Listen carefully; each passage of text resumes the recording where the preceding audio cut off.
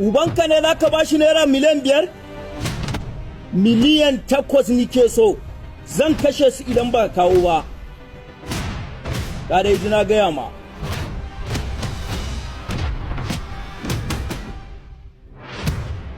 Hai, zo ku ɗauki abinci.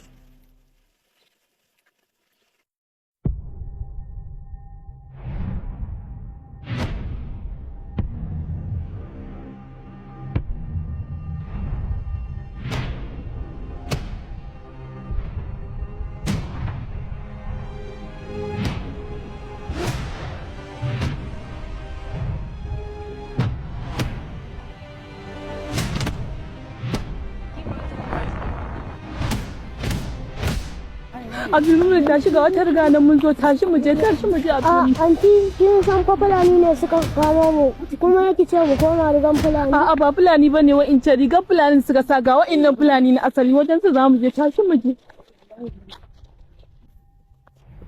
Inna lillahi. Allah ki taimake mu. Me ke faruwa subhanallahi? Wasu Fulani ne subhanallahi. Na ga maka ba Fulani bane rigan Fulani suka sa dan Allah ki taimake mu. Ku zo mu je ku shige ku boye.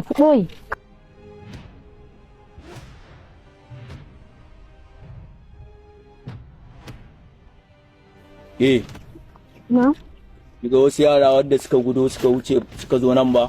Babu wanda ya zo nan ba wanda su. Kar Allah kake gaya mana magana da Allah. Ya yara sun kutto daga dabata kuma kin ce nan fa suka wofa. Ba wanda ya zo nan. Kai.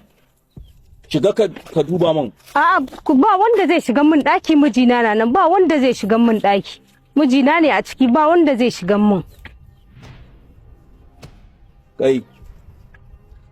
Na ji motsi zagaya ta nan. Waye a wurin? Ku tawo da shi.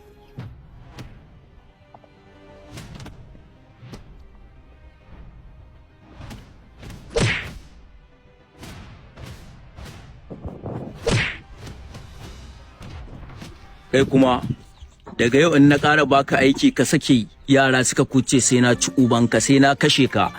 Ke kuma ki ba mu dama mu shiga mu ɗauko su ko in kashe ƙaninki. Inna lillahi.